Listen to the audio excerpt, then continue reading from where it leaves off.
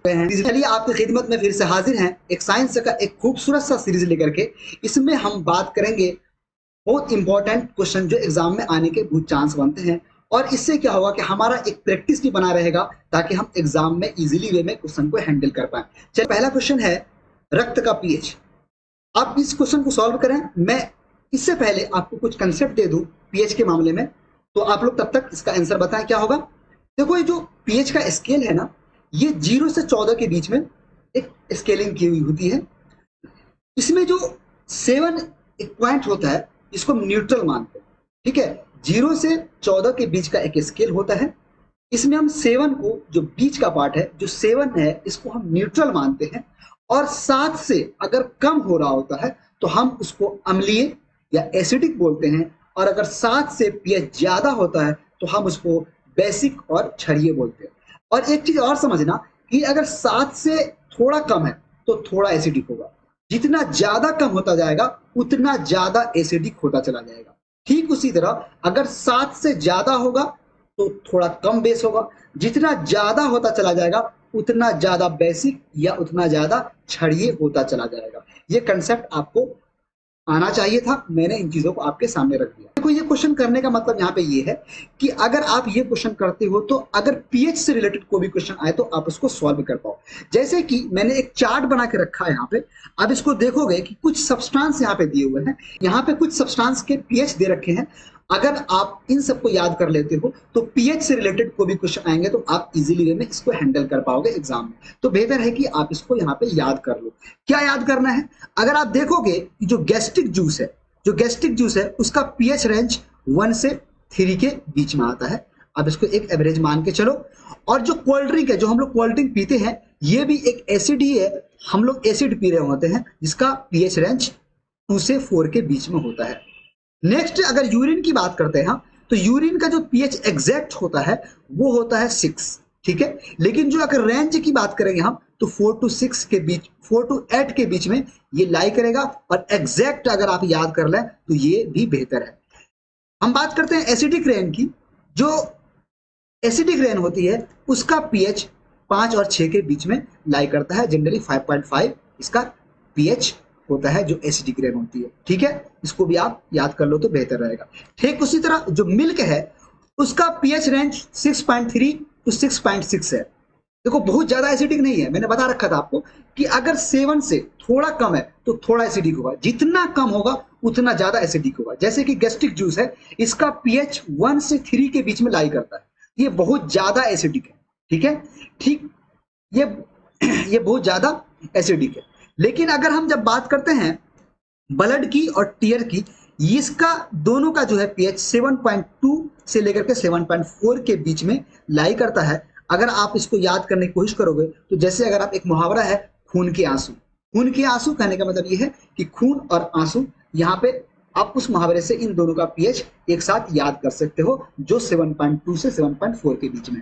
अगर आप इस चार्ट को याद कर लियो तो आपका वो जो क्वेश्चन है वो भी सॉल्व हो जाएगा, और इसके साथ साथ अगर एग्जाम में कुछ अलग पीएच पूछता है तो वो भी आप इजीली वे में हैंडल कर पाओगे। तो बताओ इसका आंसर क्या होगा?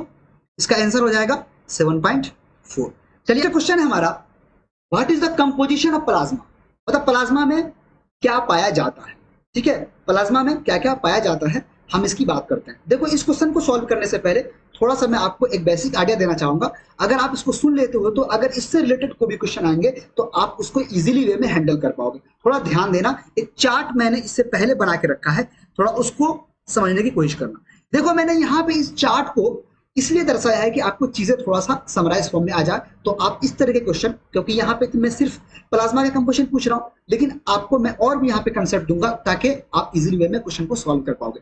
देखो ये जो ब्लड है, जो रक्त है हमारा, इसके 2 पार्ट होते हैं। एक होता है प्लाज्मा, दूसरा होता है रक्त कोशिकाएं, या फिर इसको बोलते हैं रुधिर कणिकाएं, ठीक है। प्लाज्मा एक रुधिर कणिका है, ठीक है। ये जो प्लाज्मा होता है इसके कंपोजिशन की अगर हम बात करते हैं तो इसमें 90 to 92% पानी पाए जाते हैं, 7% प्रोटीन पाए जाते हैं, और 0.9% नमक और 0.1% ग्लूकोज पाए जाते हैं। इसका जनरल कंपोजिशन होता है। और इसकी जो एक खास बात है, जो 7% प्रोटीन है ना, ये बहुत इंपॉर्टेंट रोल अदा करता है। जो ये 7% प्रोटीन है, जो इसमें 60% प्रोटीन की बात की हम, इसमें 3 प्रोटीन बहुत इंपॉर्टेंट है। वो कौन से प्रोटीन है यहाँ था देखने की कोशिश करेंगे हम। पहला प्रोटीन है आपका ग्लोब्यूलिन, दूसरा है आपका अल्बुमिन, तीसरा है आपका फाइब्रिनोजेन। और इसमें सबसे जो इंपॉर्टेंट है वो है फाइब्रिनोजेन। अगर ये आपके ब्लड में नहीं होता है तो आपको दिक्कतें क्या आएंगी कि आपका ब्लड जमेगा नहीं, आपका ब्लड जो है थक्का नहीं बनेगा। कहने का मतलब यह है कि अगर आपको किसी प्रकार की इंजरी हो गई तो आपका ब्लड कंटिन्यू फ्लो करता रहेगा, कंटिन्यू बहता रहेगा, आपका ब्लड कंटिन्यू बहता रहेगा, जिसकी वजह से आपको बहुत दिक्कत का सामना करना पड़ेगा। तो ये प्रोटीन हमारे प्लाज्मा में या फिर हमारे खून में या हमारे ब्लड में रहना बहुत जरूरी है। ठीक है, क्वेश्चन है प्लाज्मा में पाया जाता है। देखो अगर आप चीजों को सही से समझे होगे, मैं जो बोला था अगर उसको सही से सुने होगे तो आप यहां से देख पाओगे कि 90% पानी पाया जाता है, 7% प्रोटीन भी पाया जाता है, 0.9% नमक पाया जाता है, 0.1% ग्लूकोज पाया जाता है। इसका मतलब है इसका आंसर क्या होगा? 5। ये सारे सही हैं। नेक्स्ट क्वेश्चन है सीरम क्या है।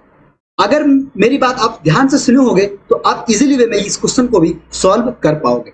सीरम के बारे में मैंने बताया था कि अगर प्लाज्मा से क्लोटिंग फैक्टर या फाइब्रिनोजेन को हटा देते हो तो उसको हम क्या बोलते हैं? सीरम बोलते हैं। देखो पहला क्वेश्चन बोल रहा है, पहला ऑप्शन बोल रहा है रक्त प्लस प्लाज्मा। रक्त प्लस प्लाज्मा, इससे कुछ बात समझ में आ नहीं रही है। दूसरा है रक्त माइनस प्लाज्मा। रक्त माइनस प्लाज्मा अगर होगा तो ये रक्त कोशिकाएं हो जाएंगे, ये भी नहीं होगा। प्लाज्मा माइनस थक्का जमाने वाला कारक, मतलब प्लाज्मा माइनस क्लोटिंग फैक्टर, ये आंसर इसका जा सकता है। नेक्स्ट देखते हैं ऑप्शन प्लाज्मा माइनस फाइब्रिनोजेन, ये भी बात सेम है। तो आंसर आपका चला जाएगा 4 और 5। 4 और आंसर चला जाएगा आपका 5। इसमें ऑप्शन है 3 और 4। ठीक है, चलिए अब हम इस क्वेश्चन की बात करते हैं। इस क्वेश्चन में कह रहा है कि रुधिर प्लेटलेट्स को और क्या कहते हैं? Blood platelets are also called as. तो चलो देखते हैं ये चारों ऑप्शन को, थोड़ा इसको ध्यान से समझने की कोशिश करते हैं। पहला ऑप्शन आपका ल्यूकोसाइट, दूसरा ऑप्शन आपका इरेथ्रोसाइट, तीसरा है आपका थ्रोम्बोसाइट और चौथा है आपका लिम्फोसाइट।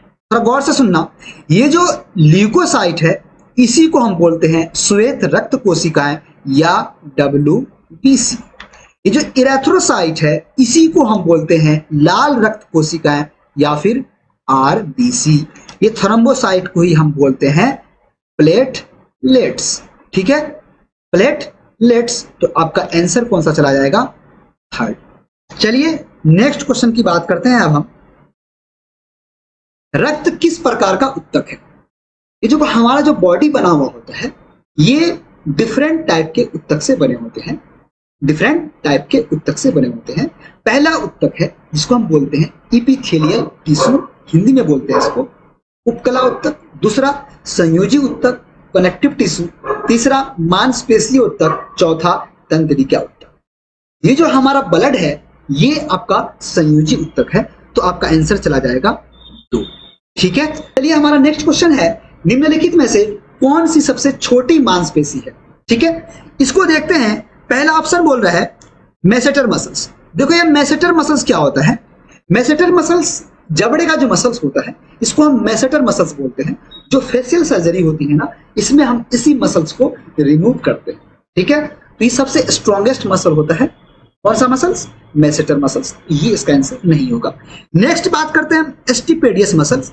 ये स्टिपेडियस मसल्स जो है ना, अगर आप कान के बारे में सही से पढ़े होगे तो जो आपका कान है उसके 3 पार्ट है, एक एक्सटर्नल, मिडिल और इंटरनल।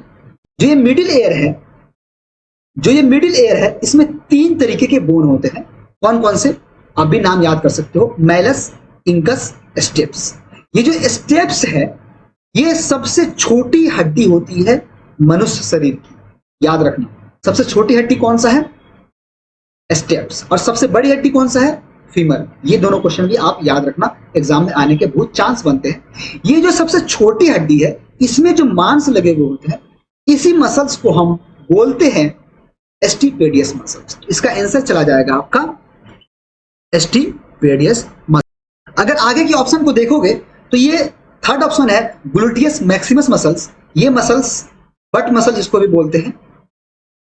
और चौथा ऑप्शन है आपका बाइसेप्स फीमोरिस मसल्स। ये आपका जो फीमर बोन है वहां पे पाया जाता है। ये बोन जनरली अगर आप नाम सुने होंगे हैमस्ट्रिंग का, जनरली जो खिलाड़ी होते हैं उसको इस तरीके की प्रॉब्लम आते हैं, हैमस्ट्रिंग आ जाती है, इसलिए वो खेल के लिए कभी कभी उपलब्ध नहीं हो पाते हैं। जनरली ये न्यूज में आता है कि ये खिलाड़ी हैमस्ट्रिंग की वजह से आज नहीं खेल पाएंगे। इसका रीजन यही है कि जो फीमर का मसल्स होता है उसमें किसी तरह का दिक्कत आ जाती है।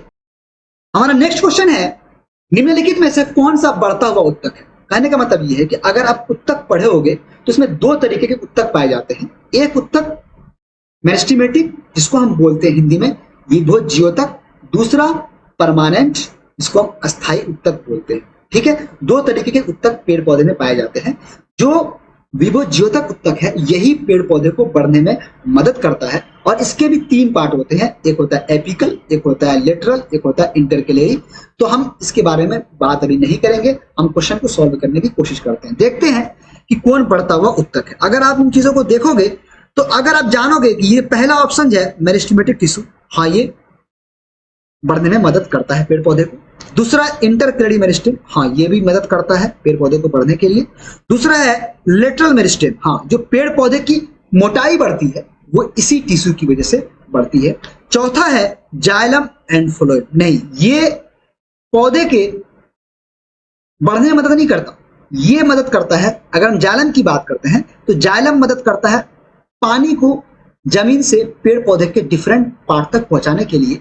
और जो फ्लोएम है इसकी बात करते हैं तो ये जो है खाना को, जो पेड़ पौधा खाना बनाता है, लिफ जो खाना बनाती है उसको बॉडी के डिफरेंट पार्ट में भेजना, ये किसका काम है, किसके द्वारा ये होता है, फ्लोएम के द्वारा होता है।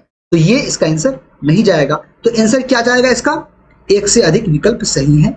कौन कौन से विकल्प सही है आपके, फर्स्ट सही है, सेकेंड सही है और थर्ड सही है।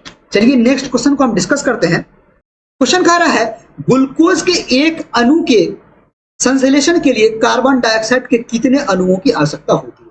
देखो ये क्वेश्चन इजी है, लेकिन अगर आपने सही से पढ़ा होगा तो आप इसको सॉल्व कर ले जाओगे। इसका बताओ क्या आंसर होगा। अगर आप फोटोसिंथेसिस, प्रकाश संश्लेषण पढ़ोगे तो आपको वहां बताया गया होगा कि पेड़ पौधा जो है लाइट के प्रेजेंस में, सूर्य के प्रेजेंस में पानी और कार्बन डाइऑक्साइड का इस्तेमाल करके खाना बनाता है। और कितना कार्बन डाइऑक्साइड, कितना वाटर मॉलिक्यूल को इस्तेमाल करता है वो हम इक्वेशन में देख के आपको क्लियर कराते हैं। देखो क्या होता है कि जो ये फोटोसिंथेसिस होता है उसमें जो रिएक्शन होती है वहां पे 6 मॉलिक्यूल CO2, याद रखना 6 मॉलिक्यूल CO2 और 12 मॉलिक्यूल H2O, 12 मॉलिक्यूल वाटर मिलने के बाद एक मॉलिक्यूल ग्लूकोज बनता है और उसके बाद 6 मॉलिक्यूल वाटर रिलीज होता है और साथ साथ में सबसे इंपॉर्टेंट गैस एक रिलीज होती है। कौन सी गैस, ऑक्सीजन। इसका कितना मॉलिक्यूल होता है, 6। तो आप ये सारी चीजें याद कर सकते हो, कुछ भी पूछा जा सकता है। तो इस क्वेश्चन में ये पूछा गया है कि एक मॉलिक्यूल ग्लूकोज बनाने के लिए कितना CO2 की रिक्वायरमेंट है। तो आप इस इक्वेशन से देख सकते हो कि यहाँ पे जो है एक मॉलिक्यूल ग्लूकोज बनाने के लिए 6 CO2 की जरूरत है। ठीक है, तो आप इस क्वेश्चन पे आते हैं, देखते हैं क्या आंसर जाएगा इसका, सेकंड इसका आंसर चला जाएगा। चलिए नेक्स्ट क्वेश्चन की हम बात करते हैं। नेक्स्ट क्वेश्चन हमारा, निम्नलिखित में से कौन सा हार्मोन पौधे की निष्क्रियता को तोड़ने में मदद करता है? Which of the following hormone help in breaking the dormancy of plant? सुनना थोड़ा गौर से। इस क्वेश्चन को सॉल्व करने के लिए आपको पांचों हार्मोन के बारे में थोड़ा थोड़ा आइडिया होना चाहिए।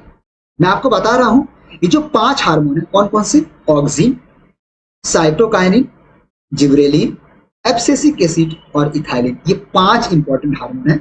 इसमें जो ये जो 3 ऊपर के हैं, ऑक्सिन, साइटोकाइनिन, जिब्रेलिन, ये प्लांट ग्रोथ रेगुलेटर है या प्रमोटर है।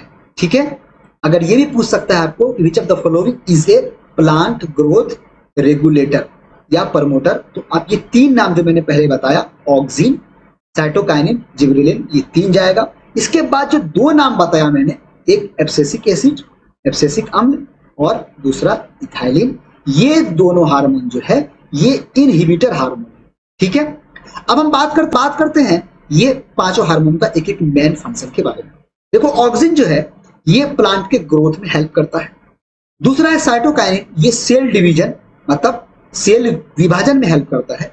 और ये जो जिबरेलिन है ये डोरमेंसी को तोड़ता है। जैसे कि अगर आप मेज को ले लेते हो या फिर धान को ले लेते हो, पैडी को ले लेते हो, अगर आप इसको खेत में बुआई करने जाते हो तो जैसे ही इसको मॉइस्चर मिलता है तो वहां पे जो जिबरेलिन हार्मोन है वो एक्टिवेट होता है और ये हार्मोन की वजह से ही जर्मिनेशन होना स्टार्ट हो जाता है। तो क्या हुआ, ये डोरमेंसी को ब्रेक कर दिया। लेकिन एक हार्मोन है एब्सिसिक एसिड, ये हार्मोन डोरमेंसी को मेंटेन करने में हेल्प करता है। जैसे कि अगर आपने जो है मक्के का बीज लिया या फिर धान का बीज लिया, ये जब तक बीज है ना, ये बीज इसलिए है क्योंकि वहां पे एक हार्मोन है। कौन सा हार्मोन? एब्सिसिक एसिड, जो डोरमेंसी को मेंटेन करके रखे हुआ है। जैसे ही अगर इसको आप खेत में बो दिए, वहां पे मॉइस्चर मिला, मॉइस्चर मिलने की वजह से जिबरेलिन अपना काम करना स्टार्ट कर दिया और काम करना जैसे ही स्टार्ट किया तो वहां से जर्मिनेशन स्टार्ट हो जाएगा। तो अगर जर्मिनेटिंग हार्मोन पूछता है तो आप क्या बोलोगे? जिबरेलिन बोल सकते हो। और अगर आप डोरमेंसी की बात करोगे कि डोरमेंसी कौन मेंटेन करता है, तो आपका एब्सिसिक एसिड हो जाएगा।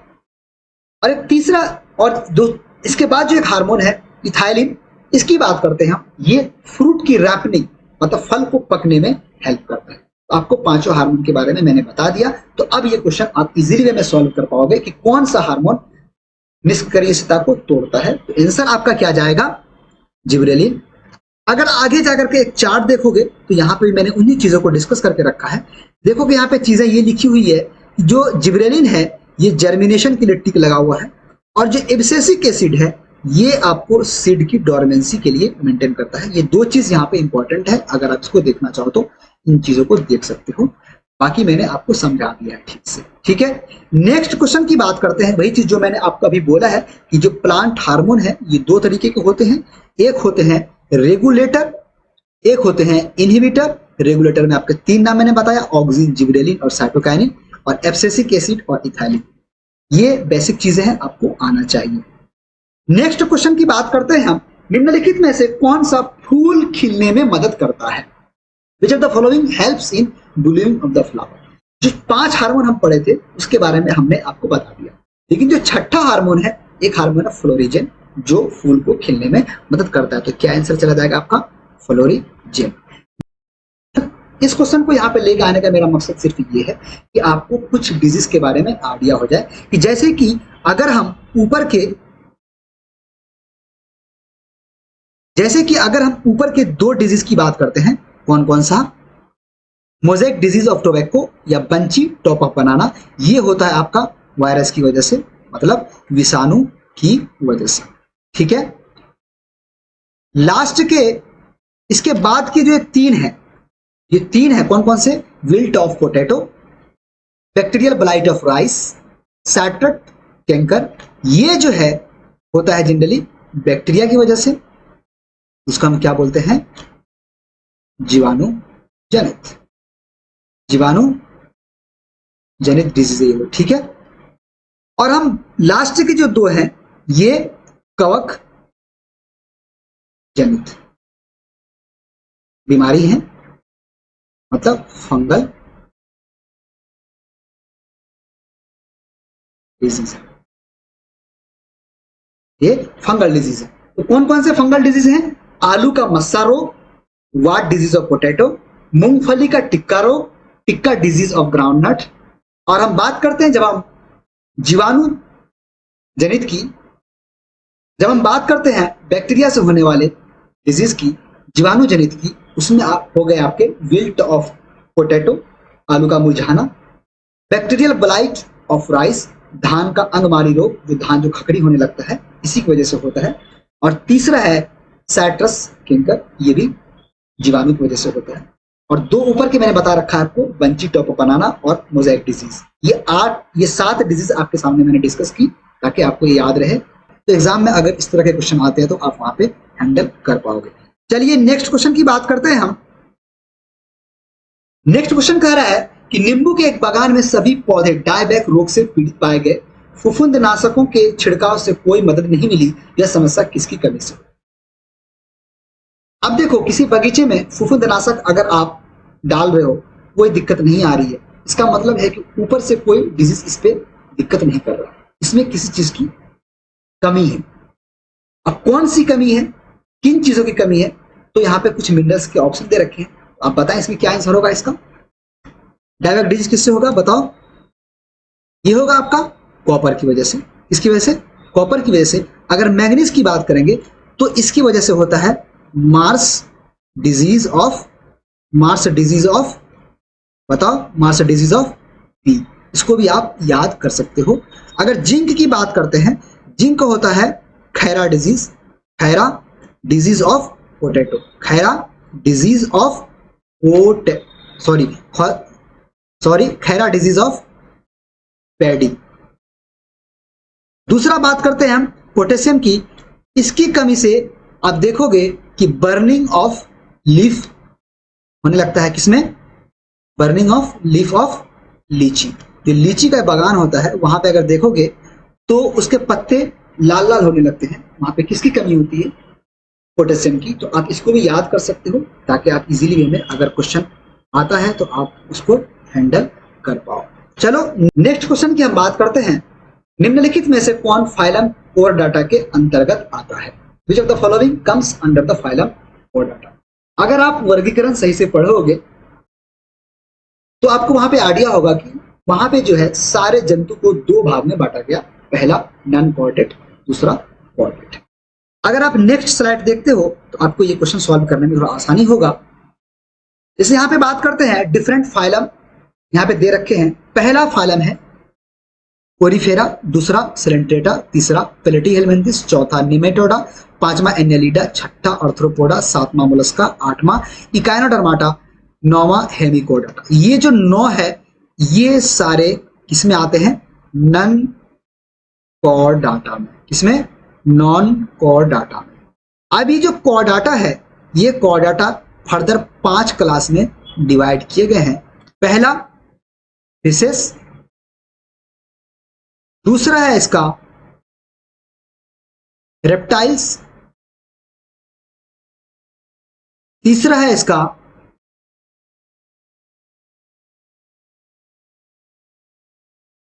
एम्फीबियंस, इसको हम बोलते हैं उभयचर। चौथा है आपका एब्स, जिसको हम बर्ड्स बोलते हैं। पांचवा है आपका मैमल्स, जिसमें हम लोग भी आते हैं। इसका 5 अलग क्लास है। अब यहां सबसे इंपॉर्टेंट चीज ये है, थोड़ा गौर से ध्यान सुनना। ये जो हमने लिखा है आपके पास, ये ऊपर के जो 3 है और ये बाद के 2 हैं, ये वार्म ब्लडेड एनिमल है। वार्म ब्लडेड एनिमल है। क्या है?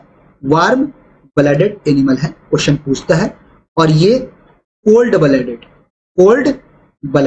और इसके साथ साथ ये सारे जितने भी ऊपर के हैं नॉन कॉर्डेट्स और कॉर्डेट्स के फिशेस और रेप्टाइल्स, ये आपको कोल्ड ब्लडेड है।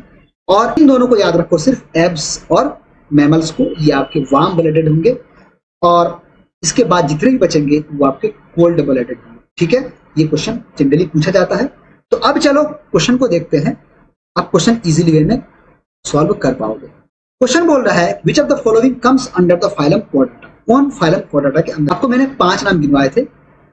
फिशेस, एम्फीबियंस, रेप्टाइल्स, एब्स, इसको हम क्या बोलते हैं? बर्ड्स, और मैमल्स। ठीक है, तो यहां देखो क्या है। पहला बोल रहा है फिशेस, इसको हिंदी में आप क्या बोल सकते हो? मत्स्य वर्ग। ये अभी आपको आ जाएगा फाइलम कोर्डाटा में। उभयचर वर्ग, ये भी आ जाएगा आपको फाइलम कोर्डाटा में। रेप्टाइल्स, ये भी आपको आ जाएगा। बर्ड्स, ये भी आ जाएगा, इसको हम क्या बोलते हैं? एब्सी बोलते हैं। और ये क्लास मैमल्स, स्तनधारी, ये भी आ जाएंगे। इसका आंसर हो जाएगा इनमें से सब। चलिए, ये क्वेश्चन बोल रहा है निम्नलिखित में से कौन सा सबसे बड़ा संघ है? Which of the following is a largest phylum? अभी जितने भी फाइलम के बारे में हमने बात किया, पहला पोरीफेरा, दूसरा सिलेंट्रेटा और टीनोफोरा, तीसरा होगा आपका, या चौथा बोल सकते हो, क्योंकि जो सिलेंट्रेटा है और टीनोफोरा है बहुत सारे बुक में इन दोनों को साथ बोला गया है, किसी में अलग करके बोला गया है। तो अगर हम सिलेंट्रेटा को अलग मानते हैं तो पहला हो गया पोरीफेरा, दूसरा सिलेंट्रेटा, तीसरा टीनोफोरा, चौथा हो गया आपका प्लेटी हेलमिंथिस, आपका पांचवा हो गया एस्के हेलमिंथिस, इसका छठा हो गया एनेलिड्स, और सातवां हो गया आर्थ्रोपोडा, आठवां हो गया आपका मोलस्का, और नौवां हो गया आपका इकाइनोडर्माटा, और 10वां हो गया आपका हेमिकोडाटा, और 11वां हो गया आपका कोडाटा। तो हम बात कर रहे हैं किसकी, सबसे लार्जेस्ट फाइलम की। तो सबसे लार्जेस्ट फाइलम इसमें होता है आर्थ्रोपोडा का, जिसमें इंसेक्ट वगैरह आते हैं। तो आंसर क्या चला जाएगा आपका, पहला आंसर चला जाएगा फाइलम आर्थ्रोपोडा। चलिए नेक्स्ट बात करते हैं अब हम, लाल रक्त कणिका का जीवन काल कितना होता है। अगर आप लाल रक्त कणिका के बारे में अच्छे से पढ़े होगे तो सारे डिटेल के बारे में जाने होगे। तो कुछ चीजें मैं आपको यहाँ पे डिस्कस करता हूँ, जैसे कि लाल रक्त कोनिकाओं में केंद्रक नहीं होता है, इसका लाइफ स्पेन 20 से 120 दिन होता है, और ये बनता कहाँ पे है, अस्थि मज्जा में, बोन मैरो में बनता है। और जब इसका लाइफ स्पेन खत्म हो जाता है तो ये कहाँ चला जाता है, पलीहा में, स्प्लीन में, और वहां पे ये मर जाता है। तो इसलिए हम पलीहा को ग्रेवयार्ड भी बोलते हैं या कब्रिस्तान भी बोलते हैं। चलो क्वेश्चन देखते हैं, life span of red blood corpses क्या होगा। तो मैंने बोल रखा है आपको 30 से 120 दिन, इसका आंसर चला जाएगा। नेक्स्ट क्वेश्चन की बात करते हैं हम। नेक्स्ट क्वेश्चन ये बोला गया है कि लाल रक्त कणिका का निर्माण कहाँ होता है। मैंने आपको अभी डिस्कस किया कि कहाँ पे ये बनता है, बोन मैरो में, अस्थि मज्जा में। लेकिन एक चीज आप ध्यान रखना, अगर इम्ब्रायनिक लाइफ या भ्रूण अवस्था में पूछता है तो आपका आंसर क्या जाएगा, लीवर। अगर आपको क्या पूछता है, भ्रूण अवस्था के बारे में अगर पूछता है तो आंसर क्या जाएगा, भ्रूण अवस्था, या फिर अगर इंग्लिश में बोलोगे इसको तो इम्ब्रायोनिक लाइफ। मतलब बच्चे जब पेट में रहते हैं तो वहां पे खून बच्चे में कहाँ बनता है, ये चीज आप ध्यान रखना, वो लीवर में बनता है, ठीक है। लेकिन जब बच्चा पैदा होता है, एडल्ट होता है, अगर एडल्ट में पूछेगा तो आप बोन मैरो ही मार के आओगे। आंसर क्या हो जाएगा इसका, इस वाले क्वेश्चन का आंसर जाएगा, इस वाले क्वेश्चन का आपका बोन मैरो, ठीक है। नेक्स्ट क्वेश्चन है, लाल रक्त कणिकों का कब्रिस्तान क्या होता है। मैंने इन चीजों को अभी आपके सामने डिस्कस किया है। जब इसका लाइफ स्पेन पूरा हो जाता है तो ये जो है कहाँ चला जाता है, स्प्लीन में, और वहां जाके ये डेड हो जाता है। इसलिए हम ग्रेवयार्ड बोलते हैं किसको, स्प्लीन को। क्या आंसर जाएगा इसका, पलिया, ठीक है। नेक्स्ट क्वेश्चन की बात करते हैं हम, श्वेत रक्त कणिकाओं का मुख्य कार्य क्या होता है। मैंने आपको बताया था इससे पहले भी कि जो ये रक्त कणिकाएं हैं, रक्त कोशिकाएं हैं, 3 प्रकार के थे, एक लाल रक्त कोशिकाएं, श्वेत रक्त कोशिकाएं, और ब्लड प्लेटलेट्स।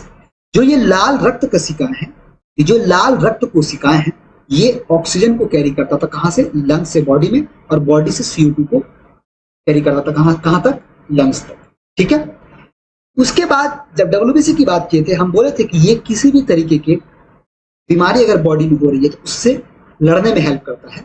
और जब हम बात कर रहे थे ब्लड प्लेटलेट्स की, तो ये ब्लड को जमने में, ब्लड का थक्का जमने में हेल्प करता है। क्या आंसर हो जाएगा इसका, अगर इसको पढ़ते हो तो its main function is to protect the body from the disease. इसका मुख्य कार्य शरीर को बीमारी से बचाना होता है। आंसर इसका क्या चला जाएगा, फर्स्ट।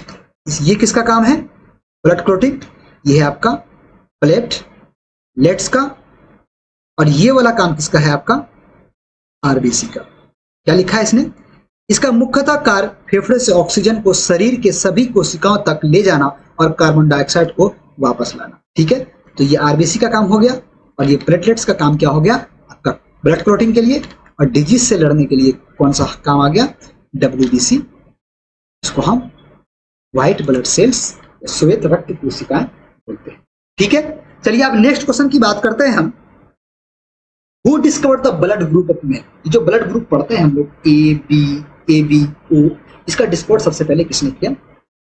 तो हम ऑप्शन को देखते हैं। पहला ऑप्शन है यहाँ पे एडवर्ड जेनर, दूसरा है आपका लार्वेन, तीसरा है आपका कार्ल स्टेनर, लैंडस्टेनर, चौथा है आपका विलियम हार्वे। जो एडवर्ड जेनर साहब हैं, ये वैक्सीन का, जो रेबीज वैक्सीन है, इसका खोज किया था, और साथ साथ में इसने एंटीबायोटिक का भी इसने खोज किया था। ये चीज आपको याद होना चाहिए। दूसरा ये लार्वन की बात करते हैं तो ये मलेरियल पैरासाइट के बारे में, मलेरियल पैरासाइट के बारे में ये बताए थे।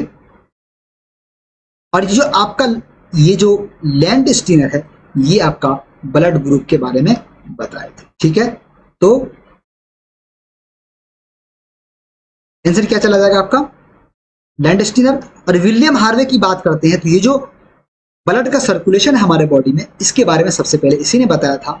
तो ब्लड सर्कुलेशन के बारे में अगर आपको पूछता है तो आप इसको भी याद कर सकते हो। 4 चीज अलग अलग यहाँ पे क्वेश्चन से आपको सीखने को मिला। पहला Edward Jenner vaccine, Laveran malarial parasite, Karl Landsteiner blood group, और विलियम हार्वे ब्लड सर्कुलेशन। चलिए अब नेक्स्ट क्वेश्चन की बात करते हैं हम। निम्नलिखित में से किस रक्त समूह में ए और बी दोनों प्रकार के एंटीजन पाए जाते हैं? चलो इसको समझने से पहले, इस क्वेश्चन को सॉल्व करने से पहले एक चार्ट दिखाते हैं आपको, फिर इसके बारे में हम बात करते हैं। देखो ये जो ब्लड ग्रुप है ए बी और ओ, ये 4 तरीके के ब्लड ग्रुप इंसान में पाए जाते हैं, मनुष्य में पाए जाते हैं। कौन कौन से ब्लड ग्रुप? ए बी और ओ। ध्यान रखना, आपको सिर्फ एंटीजन के बारे में याद रखना और इसका जस्ट अपोजिट कर देना एंटीबॉडी में, काम खत्म।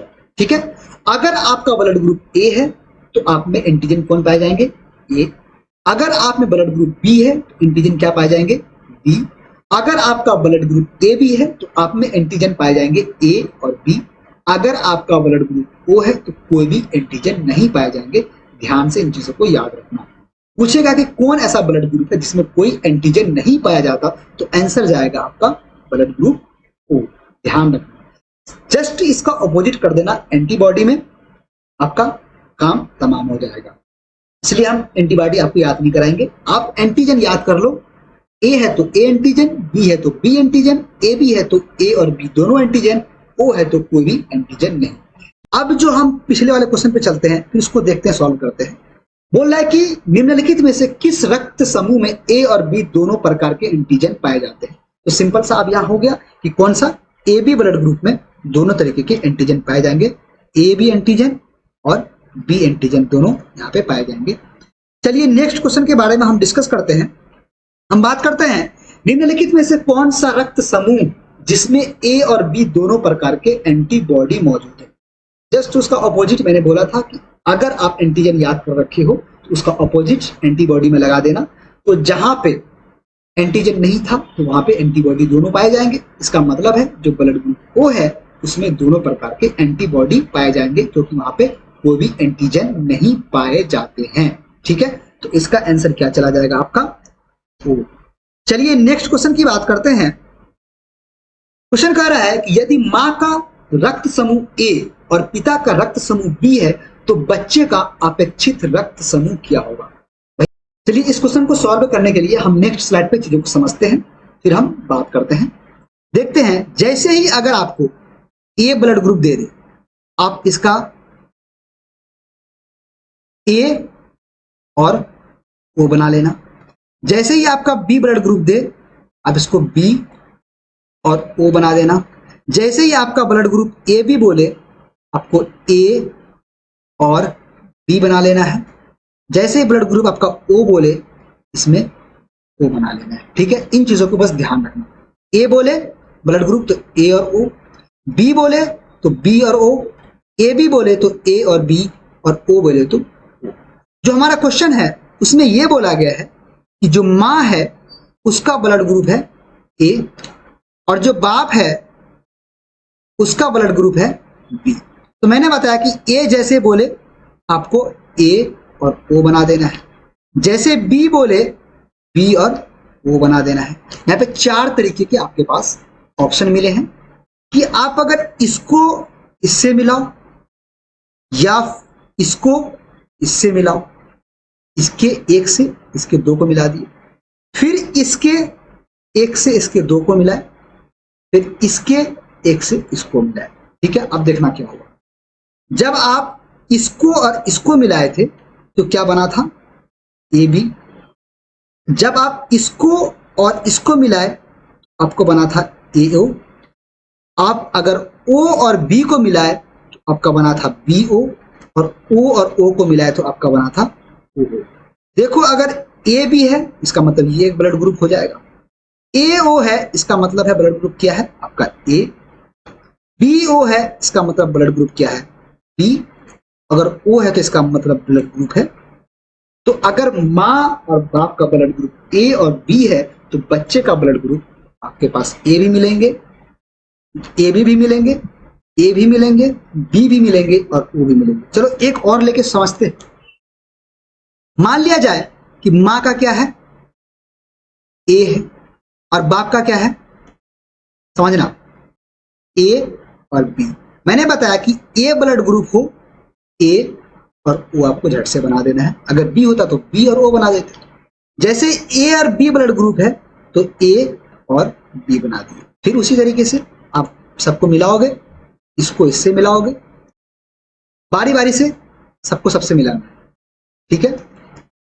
इससे फिर इसको मिलाओगे, फिर इससे इसको मिलाओगे तो देखो क्या होगा। अगर ए को ए से मिलाए थे तो ए ए, इसका मतलब ब्लड ग्रुप ए। ए को जब बी से मिलाए थे इसका मतलब ए बी, मतलब ब्लड ग्रुप क्या हो गया ए बी। जब ओ को ए से मिलाए थे तो ए ओ, इसका मतलब ब्लड ग्रुप ए। और ओ को बी से मिलाए थे तो बी ओ, इसका मतलब ब्लड ग्रुप बी। तो यहाँ पे ए बी ब्लड ग्रुप है और एक ए ब्लड ग्रुप है, यहाँ पे तो दो कॉमन है तो एक ही ब्लड ग्रुप होगा ना, ए ही मान लेते हैं। तो बी मतलब कितने हो गए, ए ब्लड ग्रुप पाए जाएंगे, ए बी ब्लड ग्रुप पाए जाएंगे और बी ब्लड ग्रुप पाए जाएंगे। तो अगर माँ का ब्लड ग्रुप ए और बाप का ब्लड ग्रुप ए बी है तो यहाँ पे ए बी और बी पाए जाएंगे इसके बच्चे में। अगर माँ का ब्लड ग्रुप ए और बाप का ब्लड ग्रुप बी है तो बच्चे में ए बी भी पाया जाएगा, ए भी पाया जाएगा, बी भी पाया जाएगा और ओ भी पाया जाएगा। इसको एक बार आप लोग कोई और ऑप्शन लेके भी करके देखना, आपका आंसर सही आएगा अगर आप चीजों को यहाँ समझ गए हो तो। ठीक है, चलो उस क्वेश्चन में देखते हैं। उस क्वेश्चन में क्या ऑप्शन है। उस क्वेश्चन में ऑप्शन है A B or all are correct. इसका मतलब है इसका आंसर हो जाएगा 5। चलिए इसी तरह क्वेश्चन बनाते रहिए, फिर मिलते हैं आपसे नेक्स्ट लेक्चर में कुछ अच्छे क्वेश्चन को लेकर के। हो सके तो आप इस चैनल को सब्सक्राइब करिए और अपने दोस्तों तक शेयर करिए। Thank you.